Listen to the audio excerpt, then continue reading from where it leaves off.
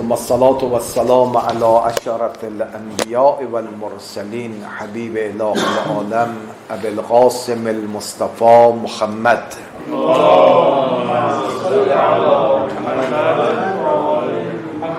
صلى الله عليه وعلى أهل بيته الطيبين الطاهرين سيما بقية الله في الأرضين اللعن الدائم على أعدائهم أجمعين من الآن إلى لقاء يوم الدين. اللهم نور قلوبنا بالقرآن ووفقنا للعمل به. رب اشرح لي صدري ويسر لي أمري واحلل عقدة من لساني يفقهوا قولي. عرض سلام دارم محضر یکایک شما حضار گرانقدر و فضلایی که از طریق فضای مجازی صدا و تصویر ما رو دریافت میکنن.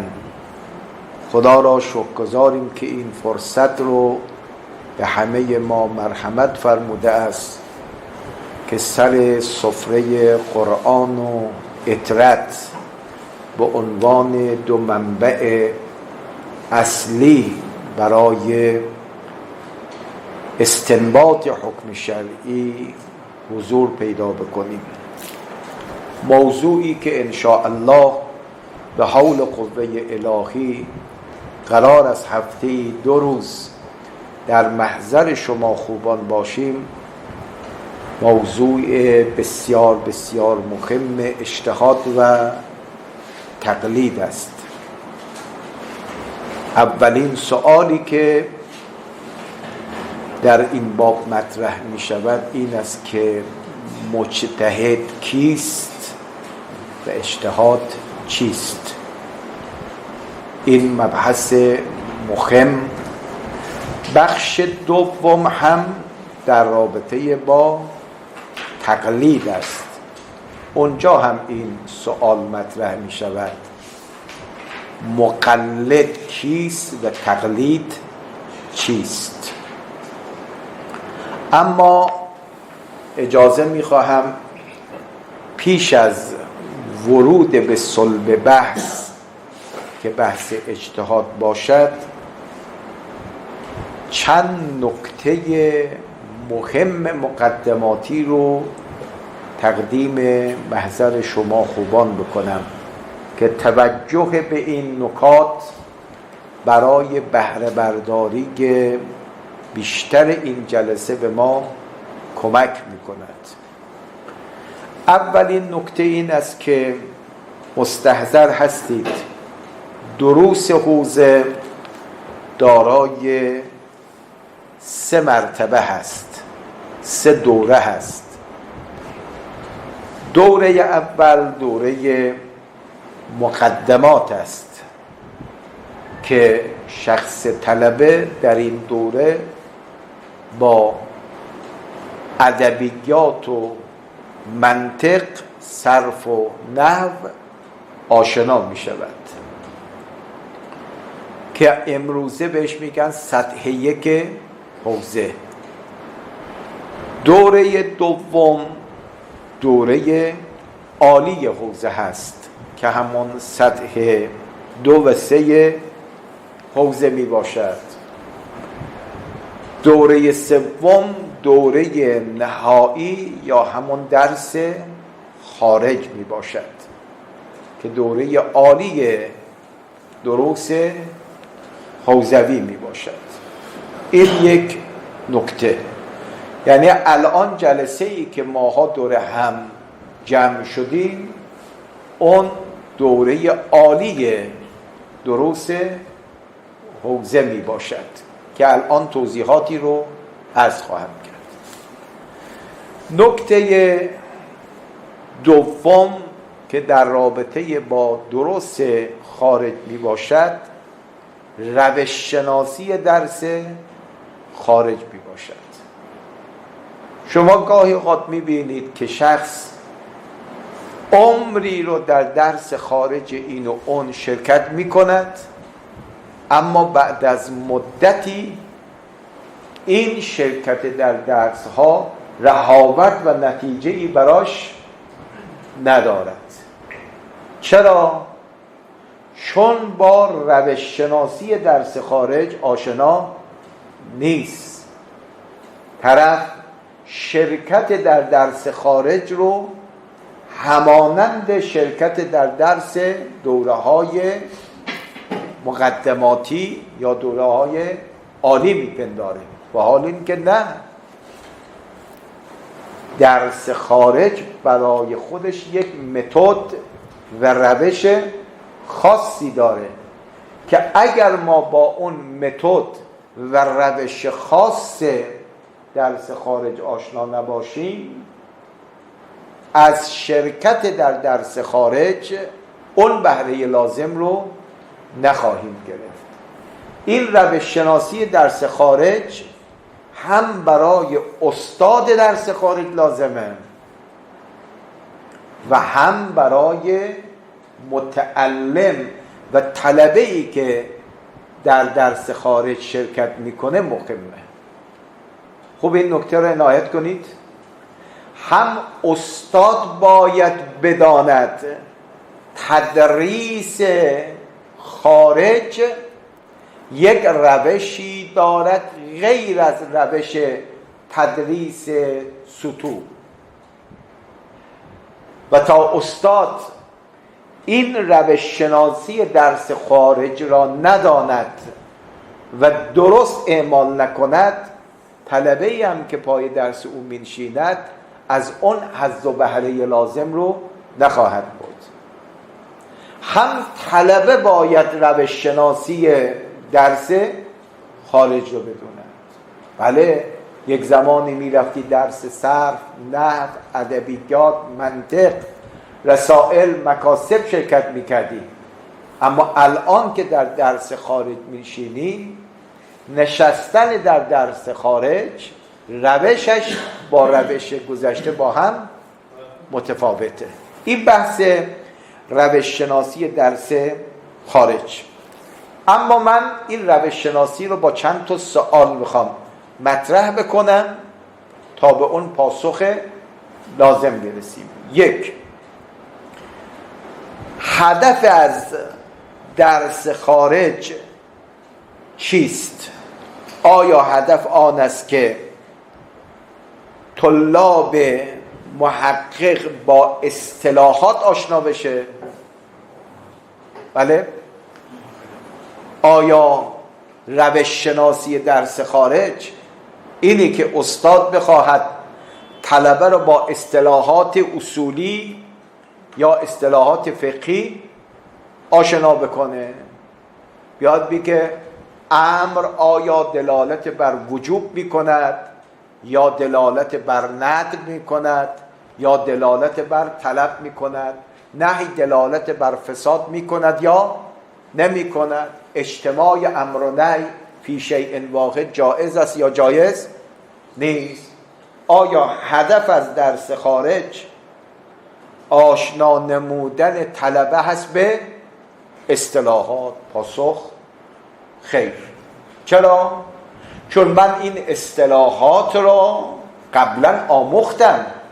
چون فرض اینی که الان من درس خارج دارم شرکت میکنم، حداقل معالم الاصول، اصول الفقه، رسائل، مکاسب رو خوندم، با اصطلاحات اصولی آشنا هستم و در فقه هم با اصطلاحات فقهی آشنا هستم. خب اگر استادی روش شناسی درس خارج رو والد نباشد، ای چه بسا مدت زمانی رو، هم عمر خودش رو هم عمر متعلم رو صرف کند در همین اصطلاحات. پس این یک روش غلطه. چرا؟ چون استاد و شاگرد هر دوتا روش تدریس و تدرس خارج رو متوجه نیستن. سوال دوم، آیا هدف این است که استاد درس خارج آرا و نظرات خودش را بگوید و شاگردم با آرا و نظرات استاد آشنا بشه؟ بله؟ نه، اینم هدف از درس خارج نیست. چرا؟ بله، استاد میتواند آرا و نظرات خودش رو در قالب رساله عملیه و یا کتب علمی بیان بکند و شاگردم با مراجعه به رساله عملیه به آرا و نظرات استاد بفرمایید آشنا بشه. پس اینم هدف از درس خارج نیست.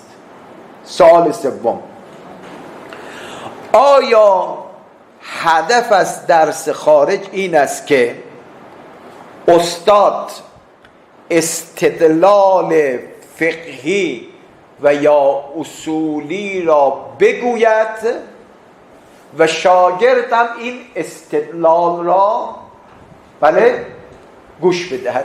ما اسمشو میذاریم تحصیل انفعالی. تحصیل انفعالی یعنی استاد بگوید، خوبم وارد میشه، بله، استدلالم میکنه، از آیه از روایت استفاده میکنه، در پایان هم بله نتیجه این استدلال رو هم بیان میکنه. اما شاگرد حضورش در درس خارج یک حضور انفعالیه. حضور انفعالیه، فقط اثرپذیریه، اما یک حضور فعال نیست. آیا هدف از شرکت در درس خارج اینه؟ متاسفانه برخی درس ها همینه، یعنی استاد متکلم وحده می باشد، میاد استدلال میکنه، میداندار می باشد، یه عده فقط یا گوش میدن یا می نویسن. اینم باز از اون روش شناسی صحیح درس خارج بفرمایید نیست. خب اگر این سه تا سوال منفیه، سوال اینی که هدف از درس خارج چیست؟ هدف از درس خارج چیست؟ که اینجا اون روش شناسی درس خارج خودشو نشون میده. پاسخ این است که هدف اصلی از درس خارج روش استنباط و اجتهاد را به طلاب تعلیم دادن است. بله، هدف از ببین دو تا هدف داریم، یه هدف استاد داره، یه هدفم شاگرد داره. هدف استاد چیه؟ روش استنباط حکم شرعی را به متعلم یاد بدهد. هدف شاگردم از تعلم چیه؟ این که روش استنباط حکم شرعی رو بفرمایید یاد بگیرد. ما اسم این روش رو میگیم روش فعال. روش فعال. پس روش شناسی درس خارج باید بفرمایید تعلیم و تعلم فعال بوده باشه. یعنی یک سهمی را در کلاس استاد باید داشته باشه، یک سهمی را هم باید شاگرد داده باشه. درست شده؟ این میشه درس خارج. و الا استاد متکلم وحده باشد و شاگرد هیچ نقشی در کلاس نداشته باشد، فقط دلش خوش باشه بیاد تو درس شرکت کنه و بعد بلند بشه بره، این درس خارج نیست. پس روش شناسی درس خارج روش فعاله، یعنی هم استاد فعال باشد و هم شاگرد فعال بوده باشه. خب اگر میخواهیم چنین باشیم، یعنی درس خارج ما یک درس فعالی باشه، با کمال معذرت چند تا توصیه برادرانه من دارم. انشاءالله این جمعی که ما در خدمتشون هستیم و عزیزانی که در فضای مجازی دارن مباحث رو دنبال میکنن، انشاءالله همه با هم به این توصیه ها عمل بکنیم. اولین توصیه‌ای که من عرض میکنم این است که متعلم حداقل باید به این چند اصل توجه لازم رو داشته باشه. یک، کسی که قصد حضور در درس خارج داره باید دروس متداول صدر رو خوب طی کرده باشه. فرمودین؟ و کسی که مقدمات رو خوب طی نکرده، هنوز پله اول و دوم و سوم نرفته، یک مرتبه میخواد پله دهم رو بیاد، او موفق نمیشود در درس خارج حضورش حضور بفرمایید فعال بشه. حالا من یه خاطر همین الان یادم میاد درس خارج حضرت آیت الله عظمای مکارم حفظه الله شرکت میکردیم. بزرگواری که درس منطق و اصول فقه خود بنده شرکت میکرد، 2 ساعت بعد من میدیدم درس خارج آقای مکارم هم شرکت داره. اصلا برای من محرز بود که حضور ایشون تو درس فقط یه حضور فیزیکیه، حضور انفعالیه، حضور فعال نیست. تو که هنوز داری اصول فقه و منطق داری میخونی، فعلا نباید به خودت اجازه حضور در درس خارج رو بدی. پس اگر میخوام یه درس خارجی فعال داشته باشیم، یک سری شرایط رو باید متعلم رعایت بکنه، یک سری شرایط رو باید معلم رعایت بکنه. اولین شرطی که شرکت کننده در درس خارج اون دروس مقدماتی را کماً و کیفاً طی کرده باشه. ببینید اگر ما میدیدیم در گذشته خروجی های درس خارج مجتهدان واجد و شرایط بودن یا کسانی بودن که این شرایط را دارا بودن، یعنی دروس صدر رو خوب خوندن طی کردن، بعد می اومدن درس خارج شرکت میکردن. این یه نکته. نکته دوم اینه که کسی میتواند تو درس خارج موفق بشه هنر فهم متون را هم داشته باشه. هنر فهم متون. خب یه وقت استاد مطلبی نقل میکنه، آدرس میده، بله؟ خب من میرم این کتاب رو باز میکنم، اصلا در فهم این متن چی هستم؟ عاجزم. اصلا با این متون آشنا نیستم. معلومه که کسی که در فهم متون خدمتتون است که ضعیف باشه، پس الان نباید در درس خارج خودش رو حاضر ببینه. عنایت فرمودید؟ علت این که کیفیت درس های ما داره پایین میاد به خاطر این که این شرایطی که جزء مقومات حضور در درس خارج است، این شرایط رو واجد و خدمت این شرایط نمی باشیم. اما یه چند تا نکتم باید استادی که متصدی درس خارج هست اینها رو رعایت بکنه.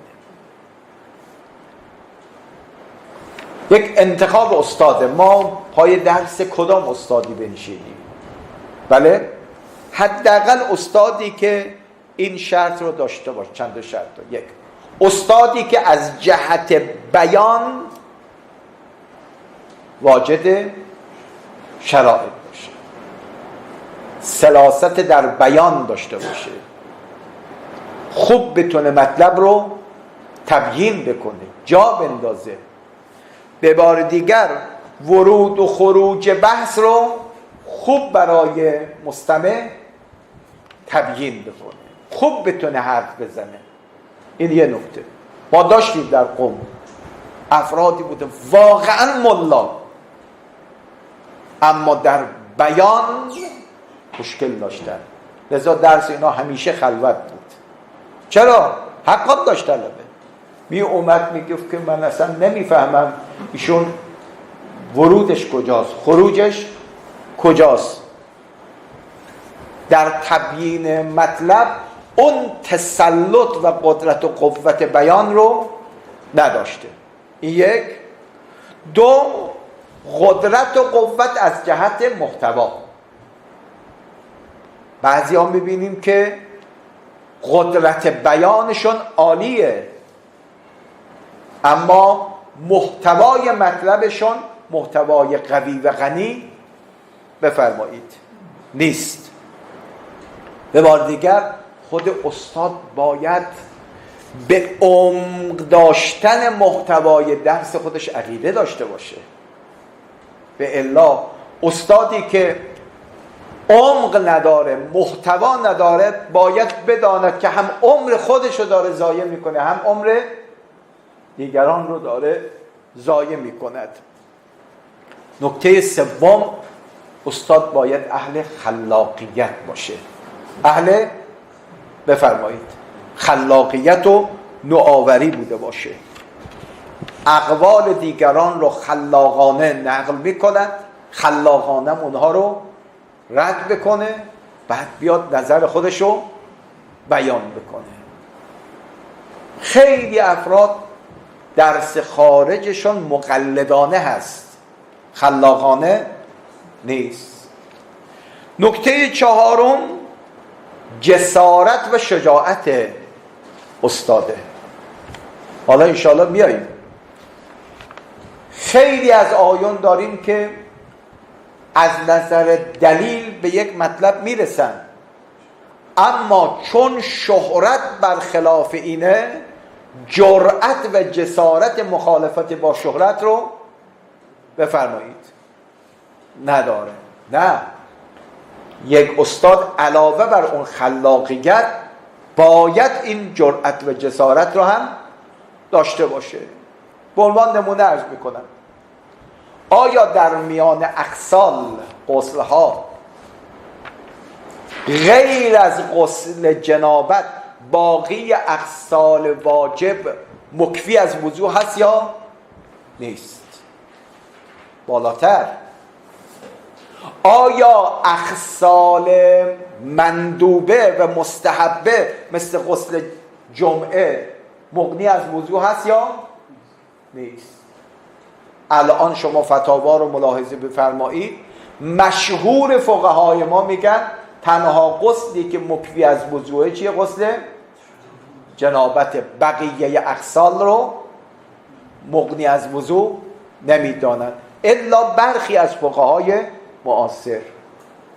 خب وقتی ما میریم ریشه یابی میکنیم، تنها دلیلی که میتونیم پیدا بکنیم که فقط غسل جنابت مغنی از وضو هست شهرت فتوایی است. یعنی این دلیلی ما بفرمایید نداریم، و حال اینکه عمومات ما میگه ای الوضوء انقی من الغسل، چه وضوعی پاکیزه تر از چیه؟ غسل. اطلاق دارد الغسل، چه غسل واجب باشه چه غسل مستحب باشه. روایت از نظر سند صحیح، از نظر دلالت هم واضح. فقیه میتواند راحت فتوا بدهد که اغسال واجبه مبنی از چیه؟ وضوعه. اما اینجا جرأت و جسارت میخواد که فقیه، البته این جرأت و جسارت رو هم نکنید که شخص بدون مدرک جسور باشه حرف بزنه. نه، جرأت و جسارت اینی که برای فتوای خودش دلیل داره، دلیل شرعی داره، منتها جرأت این که با مشهور مخالفت بکنه نداره. عنایت فرمودید. پس علاوه بر این که باید خلاق باشه، باید اهل جرأت و جسارت هم باشد. خب البته یه نکته دیگر هم هست، اون بعد اخلاقی و معنوی استاد هم سر جای خودشه.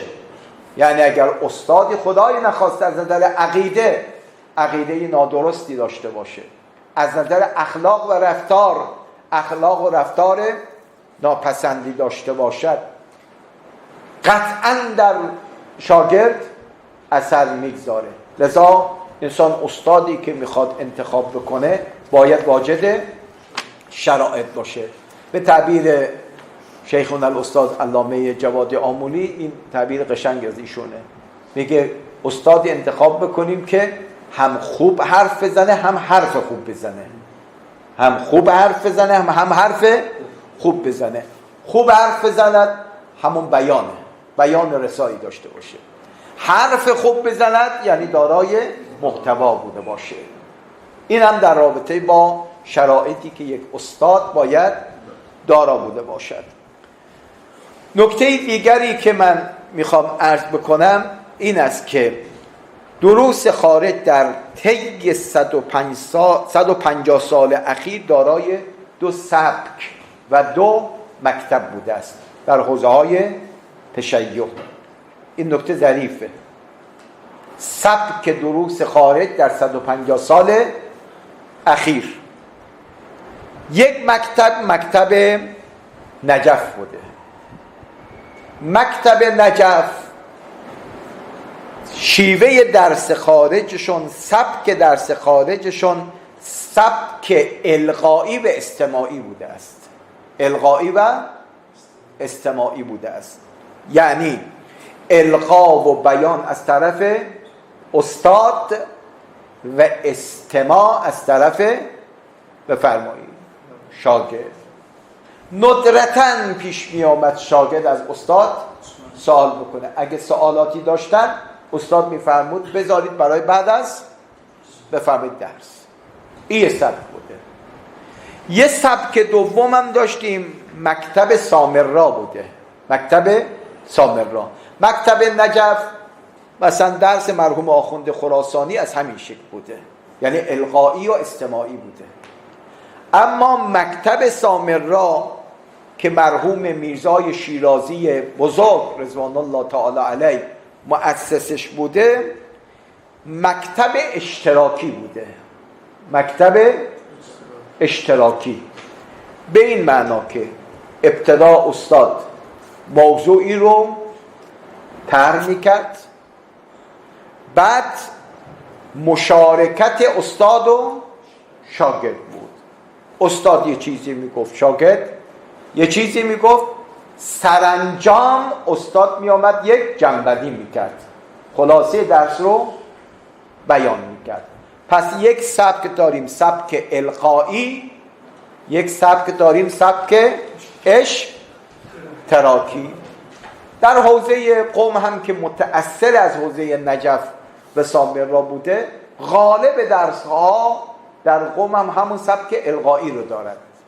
دقیقاً شما مسجد اعظم برید می‌بینید استاد بالای منبر 400-500 تا طلبه پای درسش نشسته.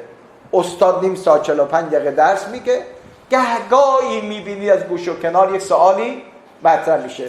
حق هم داره استاد میگه آقا 400 نفر اگه قرار باشه همه سوال بکنن نمیشه. استاد میگه آقا سوالاتتو بذار بعد از درس. شاید بعد از درس هم نه استاد فرصت داشته باشه نه شاگرد. غالب درس‌هایی که الان ما در قم داریم همون مکتب نجفیه. اخیراً بعضی از درس‌ها مکتب سامرایی می باشد، یعنی مکتب اشتراکی. به نظر حقیر اون مکتب سامرایی مکتب خوبیه، یعنی مشارکت داده بشه طلبه، طرح بحث بشه، استاد نظر بده، خدمتتون عرض کنم شاگردم اظهار نظر بکنه، بعد از اظهار و نظرهای مختلف استاد بیاد یک جمع‌بندی بکنه. اینجا اون شاگرد روش استنباط حکم شرعی رو پیدا میکنه. من یک تعبیر زیبایی از یک از اساتید میخوام براتون بگم، فرق بین دوره صدر و دوره خارج. این تعبیر خیلی تعبیر زیباست. میگه در دروس مقدماتی و صدر استاد به طلبه خانه ساختن رو یاد میده. بله؟ طلبه فقط داره خانه ساختن رو از استاد بفرمایید یاد میگیره، اما در درس خارج خودش باید خانه بسازد. خودش باید خانه بسازه. یعنی چی؟ یعنی آستین همت رو بالا بزنه، بگوید من میخوام حکم شرعی را خودم به دست بیارم. اینا فرمودید؟ او خانه ساختن رو یاد میگرفتم، اما الان خودم میخوام خانه رو بسازم. و این خانه ساختن با همون روش دوم به نظر من میسره. البته اون روش اول رو هم ما خدمتتون از کنم که تخطئ نمی کنیم، خب او هم برای خودش یه روشه، اما اینی که زودتر اگر انسان میخواد به نتیجه برسه، بله، بعد از 10 سال 15 سال شرکت در درس خارج حداقل یک مجتهد متجزی بشه، در بعضی از ابواب فقه صاحب نظر باشه، همین روش خدمتتون از کنم که دوم. اما روش ما انشاءالله با دوستان خواهیم بود از این قراره: یک، طرح موضوع. بله، طرح موضوع این مرحله است. اصلا خود تحریر موضوع و جا انداختن موضوع خیلی مهمه. من یادم درس حضرت استاد آیت الله عظما سبحانی بودیم، درس خارج اصول. ایشان اون روز خیلی ناراحت شد، یه چند دقیقه صحبت کرد، یک مرتبه طلبه‌ای بلند شد گفت استاد این مسئله‌ای که بیان میکنید مرحوم آخوند جلد اول کفایه گفت یا جلد دوم؟ چو عصبانی شد، گفت طلبه‌ای که ندونه این بحثی که الان ما داریم میکنیم جلد اول کفایه است یا جلد دوم، اصلا نباید سر کلاسی درس خارج است. بله، اصلا جا انداختن موضوع، اشراف خود استاد و طلبه بر موضوع خیلی کار مهمه. پس طرح موضوع. دو، بیان اقوال. یعنی ببینیم در یک مسئله چند قول وجود داره. خب استادی که اصلا طرح اقوال نکنه، همون اول بیاد نظر دلیل دلیل بگه، تمام. طلبه‌ای که شرکت میکنه با سایر اقوال آشنا نمیشه. دقت کردید؟ پس طرح اقوال، بگیم در فلان مسئله 4 قول وجود داره. 3، بیان ادله اقوال و نقد آنها. چون در یک مسئله فرضاً 4 قول وجود داره، نمیتونه همه 4 قول درست باشه. بالاخره ایشون میگه از این اقوال 4گانه 3 قول باطله، 1 قول درسته. خب این طلبه حق داره بگه این 3 قول چرا باطله. درست شد؟ اولا باید ادله اونها رو بیان بکنه، بعد ضعف ادله اونها بیان بشه. اینم مرحله سوم. مرحله 4م بیان قول مختاره. بله؟ بگید تو این جمع در این مسئله کدام قول حقه و چرا حقه. خب بالاخره میان اقوال یکی باید درست باشه دیگه. و این نقطه اصلی بحثه. یعنی انسان تو هر موضوعی باید نظر مختار رو بیان بکنه و وجهش هم بیان بکنه. این خلاصی بود در رابطه با روش شناسی درس خارج.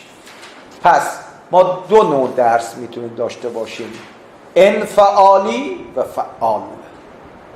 بله؟ اون حالت انفعالی تو درس سطوح بوده، بخواستیم اصطلاحات یاد بگیریم، روش استدلال یاد بگیریم. اما اونجا اون چه که آموختیم میخوایم به کار بندازیم که روش بفرمایید فعال باشه. منتها این روش فعال هم گفتیم 2 شیوه داره: حالت القایی باشد یا اشتراکی. عرض کردیم به نظر ما اگر روش اشتراکی باشه نتیجهش بهتره. لذا ما به حول قوه الهی وقتی ورود به بحث میکنیم از نقطه نظرات دوستان هم حتما ما استفاده میکنیم. یک درخواستی هم که داریم اینی که دوستان مطالبی که درس گفته میشه رو یادداشت بفرمایند، تلخیص بکنن، چون اکتفا به ذهن نکنن، چون گاهی اوقات حافظه میگیره 1 روز 2 روز 5 روز داره، به مرور زمان به دست فراموشی سپرده میشه. اما اگر مکتوب بشه انشاءالله به یادگار خواهد موند. این مقدمه ورود بحث ما بوده. اما موضوع بحث ما بحث اجتهاد و تقلید می باشد در 2 بخش. بخش اول مباحث اجتهاد با زیر مجموعه هایی که داره انشاءالله عرض می کنیم، و اگر انشاءالله عمری باشه بخش دوم مباحث تقلید هست. حالا بحث دوستان شاید بگن آقا این بحث اجتهاد تقلید خیلی شنیدیم، خیلی نه، یه سری مباحث نوعی هم وجود داره. مثلا حالا انشاءالله این طلب شما، ما میگیم شرایط مجتهد رو میشماریم، یکی از شرایطش رجولیته. الان هست دیگه، میگه مجتهد باید مرجع تقلید باید مرد باشه. به چه دلیل زن نمیتواند مرجع باشد؟ دقت کردین؟ آیا این از همون مشهور هاست، شهرت هاست، یا دلیل داریم که مرجع تقلید باید مرد باشه؟ خب این جای بحث دیگه.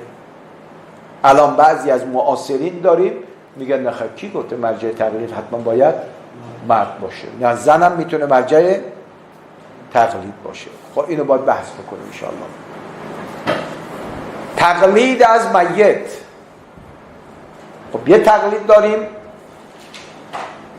تقلید بقاییه، من از مرجع تقلیدی حیث تقلید میکنم، از دنیا رفته میشه بقای بر میت. این بس مهمتر از این تقلید ابتدایی از میته. آیا تقلید ابتدایی از میت علم جایزه یا جایز نیست؟ مشهور میگن نه جایز نیست، ولی بعضی معاصرین داریم میگه چرا نباید باشه؟ به چه دلیل؟ آیا مهم شخص مرجع هست یا نظرشه؟ میگن مهم نظرشه، نظرش که زیر خاک که نرفته، نظرش باقیه. چرا ما از نظر تقلید میت علم نتونیم تقلید بکنیم؟ خب این از مباحثی که انسان باید خدمتتون بحث میشه. پس یک بخش ما بخش مربوط به اجتهاد میشه، یک بخش مربوط به تقلید با زیر شاخه هایی که هر یک از این بخش ها خواهد داشت. امروز فقط جهت آشنایی با سبک و سیاق بحث این مطالب مقدماتی رو عرض کردم. انشاءالله اگر خدا توفیق بده فردا وارد اصل بحث میشیم. سوالی که اول جلسه مطرح کردیم، مجتهد کیست و اجتهاد چیست؟ یعنی اولین بحثی که داریم دوستان میتوانند مطالعه مقدماتی داشته باشند، یه بحث مستوفا در رابطه با تعریف اجتهاد باید داشته باشیم، هم از نظر لغت و هم از نظر اصطلاح، تا انشاءالله وقتی اجتهاد را ما لغتا و اصطلاحا تعریف کردیم خود به خود تعریف مجتهدم مشخص میشه. فردا میگیم مجتهد کسی است که به درجه اجتهاد رسیده باشه. شما اولین سوالی که حقتون هم هست میگه اصلا اجتهاد چیه؟ که مجتهد کسی است که به درجه اجتهاد رسیده باشه. مثل اون بچه‌ای که گریه میکرد، مادر گفت فدای چشم بادامید بشم، بچه گریهش بیشتر شد که ما بادام میخوام. دقت فهمیدید؟ حالا وقتی ما میگه مجتهد کسی است که به درجه اجتهاد رسیده، شما هم حق دارید دیگه اجتهاد چیست. فردا اولین بحثی که میکنیم در رابطه با تعریف اجتهاد میباشد. اگر خدا عمری مرحمت بفرماید.